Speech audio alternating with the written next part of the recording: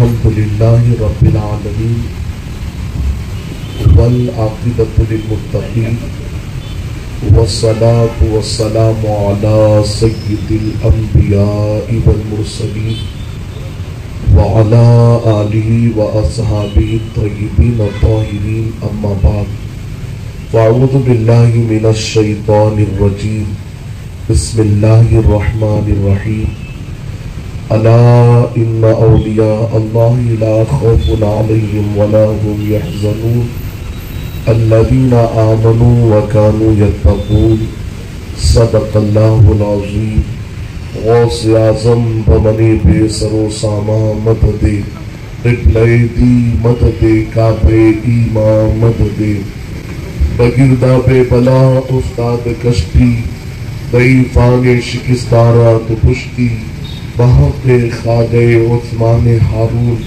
مدد کن یا معین الدین چشتی مدد کن یا معین الدین چشتی مدد کن یا معین الدین چشتی۔ منبر پر جلوگر علماء اکرام و حاضرین محفل، السلام علیکم ورحمۃ اللہ وبرکاتہ۔ وعلیکم السلام ورحمۃ اللہ وبرکاتہ۔ پیارے آقا صلی اللہ علیہ وسلم کے پیارے دیوانوں، میں نے قرآن مقدس کی بڑی مشہور اور معروف آیت مبارکہ کی تلاوت کرنے کا شرف حاصل کیا ہے۔ آئیے اس کے متعلق کچھ معروضات پیش کرنے سے پہلے ہم اور آپ مل کر اپنی اور ساری کائنات کے مرکز عقیدت انیس بے کساں چار ساز دردمندہ حضور رحمت عالم نور مجسم فخر آدم و بنی آدم جناب احمد مجتبی محمد مصطفیٰ صلی اللہ تعالی علیہ وسلم کی بارگاہ بےکس پناہ میں جس طریقے سے میں درود مبارکہ پڑھاؤں، آپ تمامی حضرات مجھ سے بہتر انداز میں درود و سلام کا نذرانہ پیش کریں۔ پڑھیے الصلاۃ والسلام علیک یا رسول اللہ،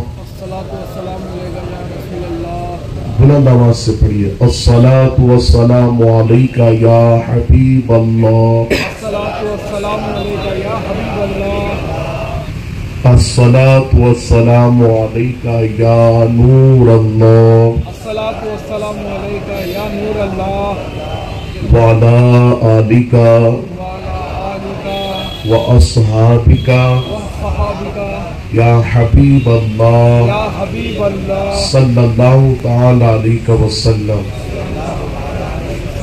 واہ کیا مرتبہ اے غوث ہے بالا تیرا، واہ کیا مرتبہ اے غوث ہے بالا تیرا، اونچے اونچوں کے سروں سے قدم اعلیٰ تیرا، اور سر بھلا کیا کوئی جانے کے ہے کیسا تیرا، سر بھلا کیا کوئی جانے کے ہے کیسا تیرا، اولیاء ملتے ہیں آنکھیں وہ ہے تلوہ تیرا، اور وہ کیا دبے جس پہ حمایت کا ہو پنجہ تیرا، شیر کو خطرے میں لاتا نہیں کتا تیرا، اور نگاہ ولی میں وہ تاثیر دیکھی بدلتی ہزاروں کی تقدیر دیکھی، اور کی محمد سے وفا تو نے تو ہم تیرے ہیں، یہ جہاں چیز ہے کیا لوح و قلم تیرے ہیں، اور یا رسول اللہ تیرے غلاموں کا نقش قدم ہے راہ خدا، تیرے غلاموں کا نقش قدم ہے راہ خدا، وہ کیا بہک سکے جو یہ سراغ لے کے چلے، اور تیری نسل پاک میں ہے بچہ بچہ نور کا، تیری نسل پاک میں ہے بچہ بچہ نور کا، تو ہے آئین نور تیرا سب گھرانہ نور کا، اور کام وہ لے لیجئے تم کو جو راضی کرے، ٹھیک ہو نام رضا تم پہ کروڑوں درود۔ میں نے جس آیہ کریمہ کی تلاوت کی ہے، اللہ رب العزت کی بارگاہ میں دعا ہے کہ اللہ تبارک و تعالی مجھے حق کہنے اور آپ تمامی حضرات کو حق سن کر اس پر عمل کرنے اور اسے عام کرنے کی توفیق عطا فرمائے۔ دیکھو ہم بڑے نصیب والے ہیں کہ اللہ تبارک و تعالی نے ہمیں یہاں آنے کی توفیق عطا فرمائی۔ جلدی سے انسان ایسی محفلوں میں آتا نہیں ہے بلکہ اللہ اس کو لاتا ہے۔ اور ایک بات کسی شاعر نے یوں کہا، جسے چاہا در پہ بلا لیا जिसे चाहा अपना बना लिया। ये बड़े करम के हैं फैसले, ये बड़े नसीब की बात है। तो प्यारे आका सल्लल्लाहु अलैहि वसल्लम के प्यारे दीवानों, आज की ये महफिल किसी वली की बारगाह में सिर्फ खिरात पेश करने के लिए नहीं है, सिर्फ वली की बारगाह में नहीं। आज जिसकी बारगाह में हम खिरात पेश करने वाले हैं वो सिर्फ वली नहीं है बल्कि वलियों के भी वली हैं। वो सिर्फ वली नहीं है बल्कि सैयदुल औलिया है। वो सिर्फ मुत्तकी नहीं है बल्कि मुत्तकियों के इमाम है। वो सिर्फ परहेजगार नहीं है बल्कि परहेजगारों के भी इमाम है। प्यारे आका सल्लल्लाहु अलैहि वसल्लम के प्यारे दीवानों, दुनिया के अंदर जितने पीर आपको मिलेंगे वो मुरीद के पीर आपको मिलेंगे, लेकिन आज जिस पीराने पीर का हम जिक्र करेंगे वो सिर्फ मुरीदों के पीर नहीं है बल्कि वो पीरों के भी पीर है। इसीलिए किसी शायर ने कहा, मदद को आओ तुम्हें दस्तगीर कहते हैं, मदद को आओ तुम्हें दस्तगीर कहते हैं, पीर भी तुम्हें पीराने पीर कहते हैं। तो प्यारे आका सल्लल्लाहु अलैहि वसल्लम के प्यारे दीवानों, गौसे पाक को अल्लाह ने बहुत बुलंद मुकाम अता किया है, बहुत बुलंदी अता की है, बहुत बड़े मर्तबे अता किए हैं। अब सरकार गौसे पाक का जो मर्तबा है वो हमारी समझ में आ नहीं सकता, इसलिए कि गौसे पाक ने खुद फरमाया कि मेरा मर्तबा तुम्हारी समझ में आ नहीं सकता, बल्कि मेरी शान, मेरी अजमत, मेरे मर्तबे तुम्हारी समझ के बाहर के हैं। गौसे पाक का मर्तबा तो समझ में नहीं आ सकता, लेकिन आइए उनकी मर्तबे के हवाले से मैं कुछ बातें आपके सामने पेश करूं। पता तो नहीं चलेगा लेकिन एक अंदाजा आप लगा सकोगे कि गौसे पाक की शान क्या है, एक अंदाजा आप लगाओगे। ऐसी गुफ्तगू मैं आपके सामने पेश करने की कोशिश करूंगा। प्यारे आका सल्लल्लाहु अलैहि वसल्लम के प्यारे दीवानों, ये पीराने पीर कहाँ रहते हैं? ये बगदाद की सरजमीन में आराम फरमा रहे हैं, बगदाद में गौसे पाक आराम फरमा रहे हैं। तो आइए अब थोड़ा सा गौसे पाक के मर्तबे का अंदाजा लगाते हैं। ये गौसे पाक का दर है, आप जानते हैं गौसे पाक की मज़ार मुबारका कहाँ है। अब थोड़ा सा तसव्वुरात में अब उस जमीन पे चलिए जिसको बगदाद कहते हैं। ये बगदाद वो शहर है जहां वलियों के वली आराम फरमा रहे हैं। ये बगदाद वो शहर है जहां पीराने पीर आराम फरमा रहे हैं। अब आइए जरा देखिए गौसे पाक के दर पाक की शान क्या है। जब दर की शान पता चलेगी तो फिर आगे आप ही फैसला कर सकोगे। जिसका दर इस शान का, तो फिर दर में रहने वाले आका की शान कितनी बुलंद होगी।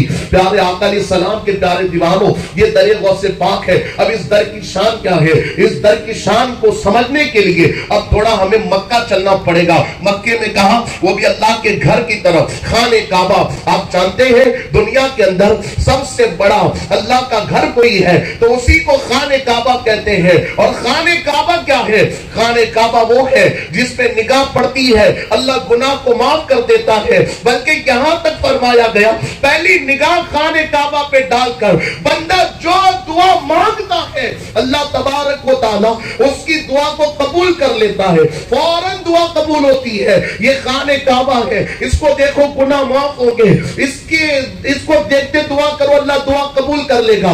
खाने काबा का तवाफ करो, तवाफ करने पर भी आका ने फरमाया जो खाने काबा का तवाफ करते हैं अल्लाह तबारक व तआला उन्हें ऐसे पाक कर देता है जैसे पैदा हुआ बच्चा क्लीन रहता है, जैसे बच्चा पैदा हुआ बच्चा पाक रहता है। प्यारे आका अलैहि सलाम के प्यारे दीवानों, खाने काबा की शान क्या, बल्कि फरमाया गया जब तक खाने काबा जमीन पे मौजूद रहेगा उस वक्त तक के कयामत आ नहीं सकती।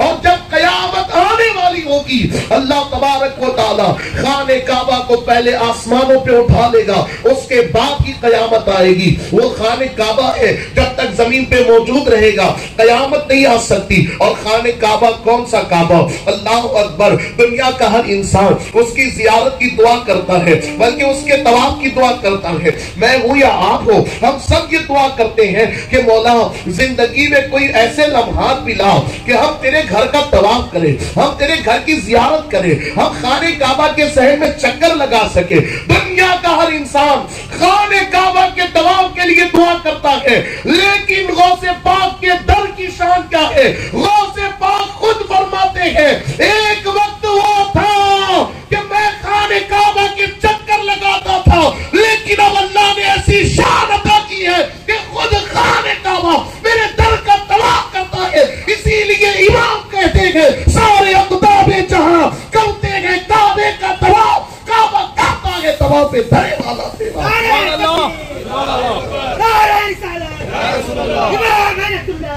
जिंदाबाद दस्ते गौसे आज़म जिंदाबाद नारे तकबीर अल्लाहू अकबर नारे रिसालत या रसूल वो अल्लाह और परवाने हैं जो होते हैं काबे पे निसार, शम्मा तू है कि परवाना है काबा तेरा। ये गौसे पाक का दर है, दर जिसके दर का तवाफ खाने काबा करता है। अब ये बात तो समझ में आ नहीं सकती ना, और समझिए भी मत, क्योंकि अल्लाह की कुदरत समझ में नहीं आने वाली। अपने पेट का निजाम समझ में नहीं आता, अपनी किडनी का निजाम समझ में नहीं आता। एक दिन में 180 लीटर किडनी खून को क्लीन करती है। जब ये अपनी समझ में नहीं आता, ये खून सर से लेके पैर तक जाता है और पैर का खून पलट के ऊपर आता है। कोई मशीन नहीं लगी है, कोई बिजली नहीं है, कुछ नहीं है, लेकिन उसके बावजूद सारा निजाम खुद ब खुद चल रहा है। तो जिस्म के अंदर का निजाम जब कुदरत चला सकती है तो फिर ये भी कुदरत कर सकती है। तो बहरहाल आगे अब थोड़ा सा और आगे बढ़ते हैं। ये गौसे पाक का दर है इस शान का कि खाने काबा तवाफ करता है। और जब आगे बढ़ते हैं, दर के बाद आता है आंगन। उसको आप यहाँ क्या कहते हैं? दहलीज से बिल्कुल पहले जो रहता है वो घर का पार्ट, उसको आंगन बोलते हैं अपने इलाके में। आप क्या बोलते हो? आपको ही पता होगा। आंगन ही बोलते हैं, क्या बोलते हैं? हाँ, आंगन। ये गौसे पाक का आंगन है। दर का तो मुकाम आपने समझ लिया, खाने काबा उसका तवाफ करता है। अब ये आंगन है। आंगन, आंगन किस शान का है? आंगन, आंगन का मुकाम क्या है? तो आइए मैं आपको बताऊं। ये आंगन है गौसे पाक का। यहाँ पर एक बूढ़े मियाँ बैठा करते हैं और उनका काम क्या है? बरसों से उनका काम बस ये एक ही है, वो लोटा लेते हैं, लोगों को हाथ धुलाते हैं, लोगों के पैर धुलाते हैं। गौसे पाक की बारगाह में वो ड्यूटी कर रहे थे। गौसे पाक पढ़ाते थे, गौसे पाक हदीस का दर्स देते थे। लेकिन आंगन पे बैठ के ये बुजुर्ग जो है वो तकरीरें तो नहीं सुन पाते थे, वो गौसे पाक का दर्स तो नहीं सुन पाते थे, लेकिन खिदमत बराबर करते थे। किसी को वुजू कराया, किसी के हाथ धुलाए, किसी के पैर धुलाए। इसी में उनका वक्त गुजरता रहा, गुजरता रहा, गुजरता रहा। एक दिन ऐसा हुआ कि शैतान ने उनके दिल पे वार किया और वसवसा डाला। क्या डाला वसवसा? उनको ख्याल आया कि मैं गौसे पाक के आंगन में बरसों से बैठ रहा हूँ, गौसे पाक ने मुझे कुछ दिया ही नहीं। ऐसा वसवसा शैतान ने उनके दिल में डाला। देखो ये शैतान बड़ा खतरनाक है। शैतान कट्टर दुश्मन है इंसान का। वो हमेशा वसवसे डालते रहता है। आपके दिलो दिमाग में भी डालेगा कि बरसों से 11वीं कर रहे हो, 11वीं करने के बाद कुछ मिला भी है? बरसों से गरीब नवाज की चौकट पे हर साल छठी के मौके पे जा रहे हो, जरा सोचो कुछ मिला कि नहीं मिला? ऐसे वसवसे शैतान डालता है। देखो मैं एक बात आपको बताऊं, वली देते हैं तो वो जो देते हैं कभी नजर में आता है, और कभी कभी ऐसा होता है कि वली इतना देते हैं कि उसको अपनी आंखें देख नहीं पाती। इतनी बड़ी दौलत देते हैं कि आंखें देख नहीं पाती। लेकिन अफसोस की बात यह है, हम किसी भी वली की बारगाह में जाते हैं तो वहां जाकर पैसा ही मांगते हैं, वहां जाकर दौलत ही मांगते हैं, वहां जाकर दुनिया का रुपया ही मांगते हैं। हालांकि औलिया को दुनिया बिल्कुल पसंद नहीं है। वो दुनिया के माल से मोहब्बत नहीं करते, वो दुनिया के मालिक से मोहब्बत करते हैं। वो दुनिया का माल नहीं मांगते, बल्कि दुनिया के मालिक की मोहब्बत मांगते हैं। एक बात यहाँ याद आती है, हजरत सालिम बिन अब्दुल्ला, ये हजरत सालिम हजरत फारूक आजम के पोते हैं, हजरत अब्दुल्ला हजरत फारूक आजम के बेटे हैं। तो ये सालिम बिन अब्दुल्ला एक मर्तबा खाने काबा के तवाफ के लिए आए। तो उस वक्त का जो बादशाह था उसके कान में ये बात पहुंची कि हजरत फारूक आजम का पोता खाने काबा के तवाफ के लिए आया है। बस इतना सुना, बादशाह वक्त निकला और उनकी खिदमत के लिए पहुंचा। खाने काबा के सहनगी में हजरत सालिम को उस बादशाह ने पकड़ लिया और पकड़ के कहा कि देखिए मैं वक्त का बादशाह हूं, आप जो चाहोगे मैं आपको दूंगा। अल्लाह अकबर। जब बादशाह ने ये बात की तो हजरत सालिम बिन अब्दुल्ला ने एक नजर खाने काबा को देखा और दूसरी नजर बादशाह को देख के कहा, खाने काबा इतने सामने है मेरे और फिर मैं तुझसे मांगू, ऐसे होगा? अरे खाने काबा को देख रहा हो बंदा और फिर बंदे ही से मांगे तो बात क्या है, मजाक क्या है? कुछ नहीं है। तो उन्होंने कहा कि खाने काबा बिल्कुल सामने और तू कहता है कि मुझसे मांगो, ये तो नहीं होगा। अलबत्ता बादशाह वक्त को ऐसा लगा कि अभी खाने काबा सहन में है, इसलिए मांगते नहीं। चलो ठीक है, इंतजार करते हैं। जब ये बाहर निकलेंगे हुदूद काबा के बाहर तो इनसे बात करूंगा, ये जो मांगेंगे इनको दूंगा। और उसके बाद फिर बाहर मुलाकात हुई हजरत सालिम से बादशाह वक्त की। तो फिर बादशाह वक्त ने कहा कि मांगिए, क्या मांगते हो? मैं वक्त का बादशाह, जो मांगोगे मैं दूंगा। अब तवज्जो करना, बहुत तवज्जो से बात सुनना। अल्लाह अकबर। हजरत सालिम बिन अब्दुल्ला ने कहा कि देखो मैं पहले एक सवाल करता हूं, उसके बाद मांगने की बात पूरी की जाएगी। तो वो बादशाह بادشاہ وقت پوچھتا اچھا پوچھئے کیا پوچھنا چاہتے ہو؟ تو بادشاہ وقت سے حضرت سالم کہتے ہیں آپ مانگنے کی بات کرتے ہو مگر میں آپ سے یہ پوچھنا چاہتا ہوں کہ میں دنیا کی چیز مانگوں یا دین کی چیز مانگوں؟ دین کی مانگوں کہ دنیا کی مانگوں؟ اب وقت کا جو بادشاہ تھا اس نے ہنستے کہا حضور میں دنیا دار آدمی مجھ سے کیا دین مانگو گے آپ دیندار آدمی ہو، حضرت فاروق اعظم کے پوتے ہو، سارا دین تو آپ ہی کے پاس ہے، دنیا میرے پاس ہے، آپ مانگیے تو دنیا مانگیے، دنیا۔ اب جب اتنی بات کی بادشاہ نے تو حضرت سالم بن عبداللہ نے مسکرا کے کہا او بادشاہ وقت سن لے، جب سے میں نے ہوش سنبھالا ہے تب سے لے کر آج تک کبھی میں نے اللہ سے بھی دنیا نہیں مانگی، جب سے ہوش سنبھالا تب سے لے کر آج تک کبھی اللہ سے بھی دنیا نہیں مانگی۔ یہ ہوتے اللہ والے، وہ دنیا کو نہیں چاہتے، وہ تو اللہ کو چاہتے ہیں، اور ہم جا کے اولیاء کے پاس روت ہو کے یہی مانگتے ہیں اے اللہ کے ولی میرا بیڑا پار ہو جائے، کاروبار نہیں چلتا چل جائے، میری بچی کی شادی نہیں ہوتی ہو جائے، یہ دنیا دنیا ہی مانگتے ہیں۔ دنیا ہے کیا؟ مچھر کا جو پر ہوتا ہے، حدیث کا مفہوم آقا نے فرمایا جو مچھر کا پر ہوتا ہے اللہ کی بارگاہ میں مچھر کے پر کی ویلو ہے مگر دنیا کی کوئی ویلو نہیں ہے۔ جس دنیا کی مچھر کے برابر بھی اللہ کی بارگاہ میں ویلو نہیں ہے، ہم اسی دنیا کے لیے جی رہے ہیں، ہم اسی دنیا کے لیے سب کر رہے ہیں، اسی دنیا کے لیے باپ سے لڑنا پڑے تو لڑ پڑے، اسی دنیا کے لیے بھائی سے لڑنا پڑے تو لڑ پڑے، اسی دنیا کے لیے پڑوسی سے لڑنا پڑے تو لڑ پڑے، اسی دنیا کے لیے رشتے ٹوٹتے تو ٹوٹ جائے مگر دنیا خراب نہیں ہونی چاہیے۔ دیکھو دنیا کی فکر کرو گے تو دنیا کب تک ساتھ رہنے والی ہے، دنیا کا مال کب تک ساتھ رہنا ہے، یہ ہمیشہ آپ کے ساتھ نہیں رہے گا۔ انشاءاللہ آگے دنیا پہ گفتگو کریں گے، اب چونکہ پھر گفتگو اپنی کمپلیٹ نہ ہو پائے گی تو اس لیے اپنی بات کو آگے بڑھاتے ہیں۔ تو شیطان یہ حملے کرتا ہے دل پہ، تو ایسے اس بزرگ کے دل پہ جو آنگن میں بیٹھ کے پانی سے لوٹا لے کر وضو کراتے ہاتھ پیر دھلاتے تھے، ان کے دل میں بھی بات ڈالی برسوں گزر گئے، یہاں لوٹے سے وضو کرا رہا ہے، ہاتھ دھلا رہا ہے، پیر دھلا رہا ہے، ذرا سوچ تو صحیح اتنے سال غوث پاک کے در پہ رہ کر نوکری کر لیا، اب تجھے ملا کیا ہے، ملا کیا ہے؟ اللہ کو اکبر، ایسا خیال وسوسہ شیطان نے دل میں ڈالا تو پھر ان کو خیال آیا ہاں کئی سال گزر گئے، یہاں پڑا رہتا ہوں، صبح میں کوئی آتا ہے اس کو وضو کراتا ہوں، رات کو کوئی آتا ہے اس کو وضو کراتا ہوں، رات کو دن 24 گھنٹہ خدمت کر رہا ہوں مگر مجھے کچھ ملا ہی نہیں، اتنا خیال آنا تھا۔ پھر وہ بوڑھے میاں ارادہ کر لیتے ہیں آج کے بعد مجھے یہاں نہیں رہنا، فوراً درے غوث پاک چھوڑ کے نکلنا ہے، اور اس بوڑھے میاں کو پوری دنیا لوٹے والے بابا کے نام سے جانتی ہے۔ اب وہ لوٹے والے بابا غوث پاک کا در چھوڑ کر باہر نکل جاتے ہیں، غوث پاک کو وہ لوٹے والے بابا نے اطلاع بھی نہیں دی، نکل گئے باہر، اور جب نکل گئے تو پھر اللہ کا کرنا یہ ہوا جیسے ہی آگے بڑھے تو دو ولی ان کو دکھائی دے، چہرے نورانی تھے، اللہ والے دکھ رہے تھے، تو فوراً جا کے ان کو سلام کرتے ہیں اور پھر اس کے بعد کہتے ہیں میں آپ کی صحبت میں کچھ دن رہنا چاہتا ہوں کہ آپ مجھے اپنی صحبت میں رکھو گے۔ اللہ والے جو ہوتے ہیں نا وہ کبھی نہ نہیں کہتے،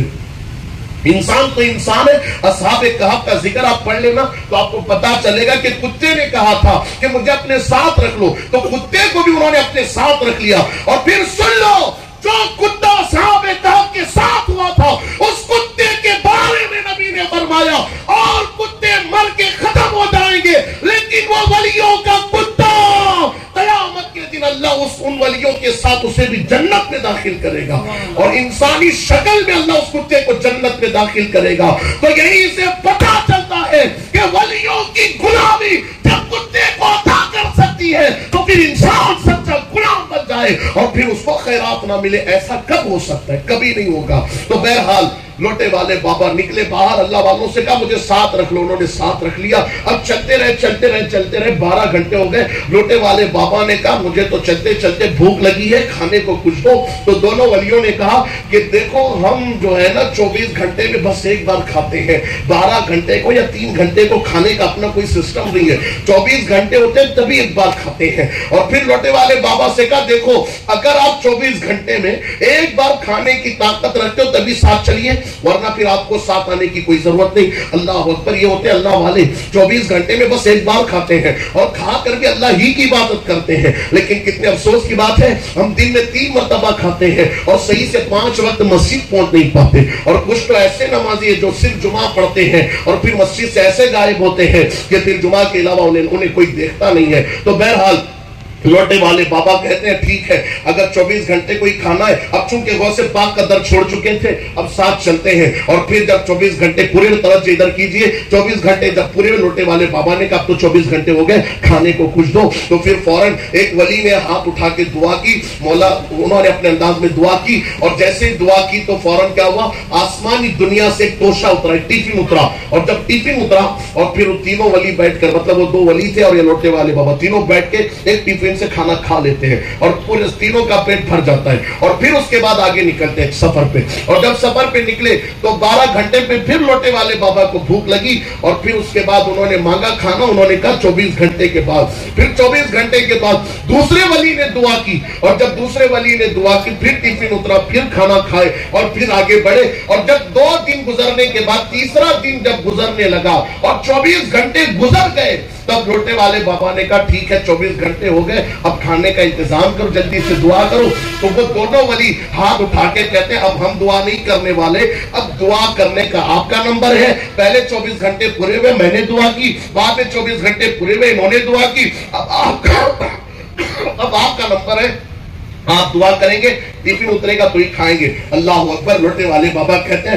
میں پڑھا لکھا آدمی بھی نہیں، مجھے کچھ آتا جاتا نہیں، میں کیا دعا کروں گا، میں کیا مانگوں گا۔ اچھا دونوں ولیوں نے کہا اچھا دعا نہیں کر سکتے تو پھر بھوکے رہنا پڑے گا، ہم تو دعا نہیں کرنے والے، اپنا نمبر تو ختم ہو چکا ہے، اب ہم نہیں مانگنے والے، مانگنا ہے تو آپ کو مانگنا پڑے گا۔ اب چونکہ اب بھوک بھی بے چین کر رہی تھی، پریشان کر رہی تھی، تو انہوں نے ہاتھ اٹھایا اور ہاتھ اٹھا کے دعا کی، اور پہلے مرتبہ جب ولی نے دعا کی تھی ایک ٹیفن اترا تھا، دوسرے ولی نے دعا کی تھی ایک ٹیفن اترا تھا، لیکن لوٹے والے بابا نے جب دعا کی ایک ٹیفن نہیں اترا، 2 ٹیفن اترے۔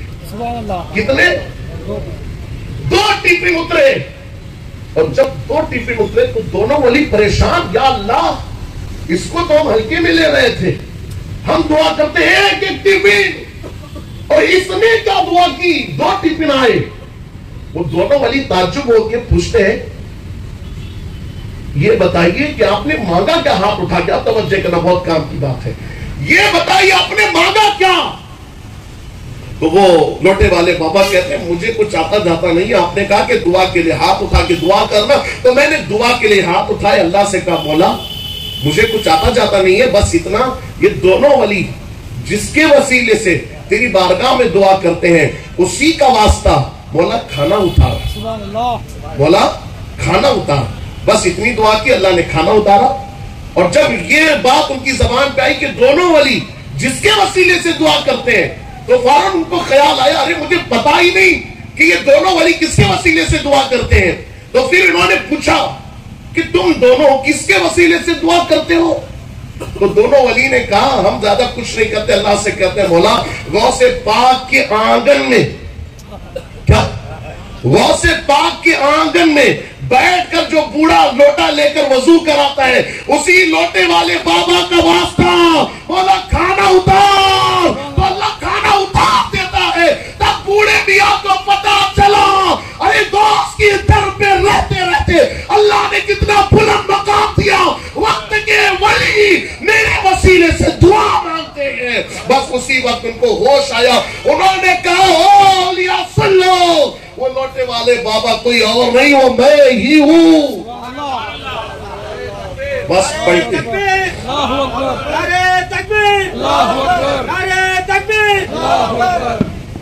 بس پڑھتے اب کہ اب غوث پاک کا در چھوڑ کے کبھی نہیں جانا۔ دیکھا آپ نے غوث پاک کی چوکٹ پہ رہتے تھے، لیکن غوث پاک ان کو کیا سے کیا بنا دیا ان کو پتا نہیں تھا، تو اس لیے 11ویں کر رہے کچھ تبدیلی آپ کو نہیں دکھتی تو چھوڑنا مت، کیونکہ تبدیلی ہو رہی ہے، تبدیلی ہو رہی ہے، انقلاب پیدا ہو رہا ہے، لیکن سمجھ میں نہیں آ رہا ہے، بس وہ سمجھ سے باہر کی باتیں رہتی ہے۔ تو یہ غوث پاک کا آنگن ہے، توجہ کرنا۔ در کیسا؟ کھانے کعبہ طواف کرتا ہے، آنگن کیسا؟ وہاں جو بیٹھتا ہے اولیاء اس کے وسیلے سے دعا کرتے ہیں تو دعا قبول ہوتی ہے۔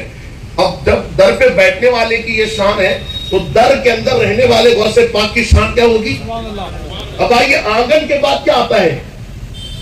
آنگن کے بعد آتا ہے دہلیز۔ آنگن کے بعد کیا آتے ہیں؟ دہلیز۔ اب دہلیز کی کیا شان ہے؟ ایک مرتبہ کچھ مریدین غوث پاک کی بارگاہ میں کھڑے تھے تو دہلیز پکڑ کے ایک بندہ رو رہا تھا، رو کے کہہ رہا تھا غوث پاک مجھے معاف کر دیجئے. بس جو مریدین کھڑے تھے انہوں نے کہا حضور اتنا رو کے معافی مانگتا ہے آپ معاف کر دیجئے. تو غوث پاک نے کہا کہ اللہ میں نے اس کو معاف کر دیا, اس کو مرتبے عطا فرما جو اس کے مرتبے چھینے گئے. تو فوراً اڑ کے جانے لگا ہوا میں اڑ کے جانے لگا. تو یہ مریدین حیران ہو گئے, یا اللہ چوکٹ پہ رو رہا تھا ابھی غوث پاک نے معاف کیا, ہوا میں اڑنے لگا. تو غوث پاک سے پوچھا یہ کون تھا بندہ؟ تو غوث پاک نے فرمایا یہ ابدال ہے, ابدال.